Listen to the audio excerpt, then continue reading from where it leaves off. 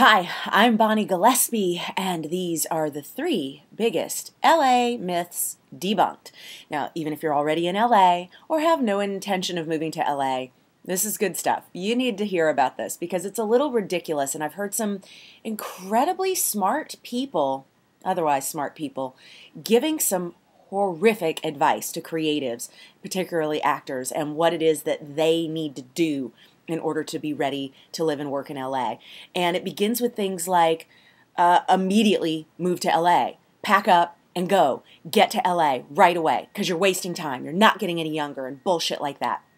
Look, there is plenty of work you can do wherever you are, and there's plenty of LA-based work that you have access to from wherever you are. We are in a new generation of uploading your footage for every audition through your own computer, through your own tools, or going down to a local facility and shooting with friends, shooting with professionals, shooting with a coach. Getting your material in front of the buyers in major markets is easier than it's ever been, and it's more and more common. No, that's not the way that all casting is done, but there are absolutely opportunities for you wherever you are because we are of a generation where more and more people are becoming open to the idea of looking at first auditions that have been submitted virtually. It's a fantastic time to be an actor no matter where you are, and you can immediately do research on the LA market from wherever you are and learn about the buyers that you're someday going to be connecting with in person and start to connect with them now. It's a fantastic time to be an actor. Second is join the union. Guys, I love the union. I do. Been a proud union member for over 20 years. Huge fan of the union. You betcha. Love, love, love. Love casting union projects.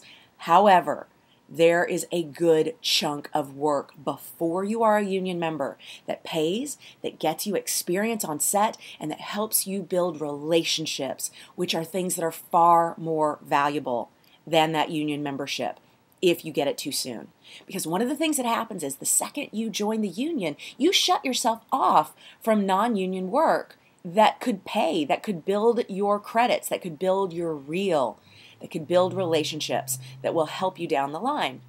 So really be sure before you join the union that you're ready. I hear from so many actors who say, I joined the union too soon, I think I'm going to go FICOR, or I'm going to work off the card and hope nobody catches me. Don't be that. Don't be that. Once you join the union, be a member of the union and be a pro. Be someone who's ready to work in the pros. Absolutely, there's professional work that you can do before you join the union, and that's an awesome thing. There is so much work that you can do to build up your credits, to build up your reel, to build up your relationships, and to learn your way around a set before you join, and then you're competing with the highest tier of actors on every project. Now, of course, maybe you're going in for the one-liner, the two-liner, so you're not necessarily competing with name actors for that level work, of course. However, there's an existing talent pool at the union level that already has made fans out of the casting directors who work on those projects.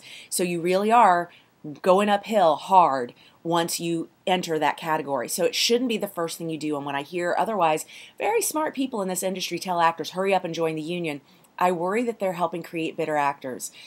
And bitterness is wholly uncastable. We'll get to that in another vid. Finally, and this one is probably my favorite, there's some bullshit out there about you better hurry up and get an agent. I got an email just today from an actor saying, I've got everything all set, all my training, I've got my resume, I've got my reel, I'm in fantastic shape, I self-submit, all I need now is an agent. Guys, the thing an agent looks for more than anything else in an actor when they're determining if they want to sign that actor to their roster is dollar signs. Don't hate them for that. That's absolutely their job. Agents and managers work on commission, which means they only get paid when you do, and otherwise they're working for free. They're working on spec. They're assuming that they're going to be making money off you down the line, so they're putting in a lot of work on your behalf before they're getting paid. So don't hate them, because what motivates them to sign an actor is the concept that, oh yeah, I see that I'm going to make money off this actor. I saw something in the breakdowns just the other day that made me think this actor would be a good person to sign. Talent, absolutely, you got to have that, of course. But having that agent in your corner pitching for you, having that manager who's willing to pick up the phone and suggest, would you consider seeing my client? These are fantastic tools when you're ready. But before you're at a point in your career where an agent or manager sees money and money coming soon by having you on their roster, you actually don't benefit yourself by signing with the kind of agent or manager who would take you on before there's money to be made. There are a lot of agents and managers out there who take on beginning actors and tell them, go get new headshots and you need to go to this specific photographer, or you need coaching, so go to this specific coach. Sometimes there's a kickback going on. A lot of times there's not. It's just they'll sign you and then say you need to keep working on this before we can start sending you out. And so why waste time feeling like you are on a roster and have someone out there pitching for you when what you're actually doing is being signed and shelved?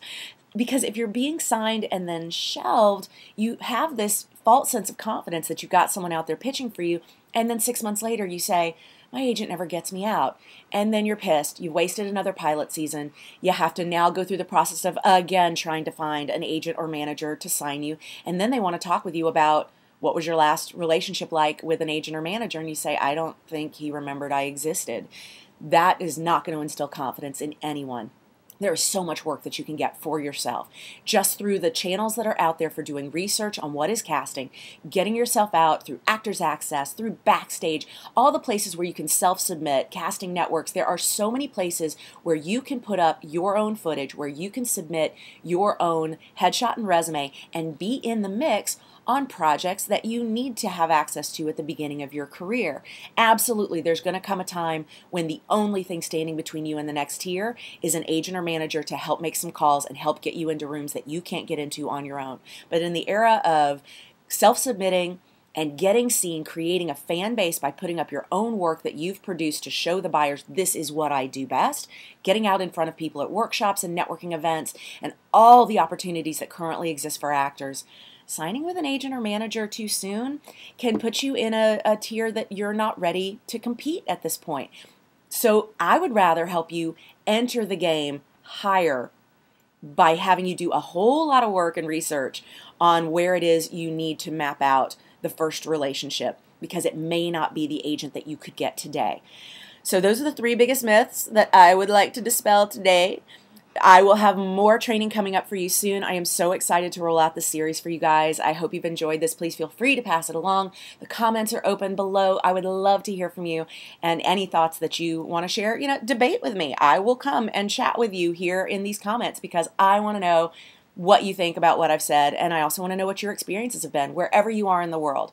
Don't feel like you have to have reached a certain tier before you share your experiences with others.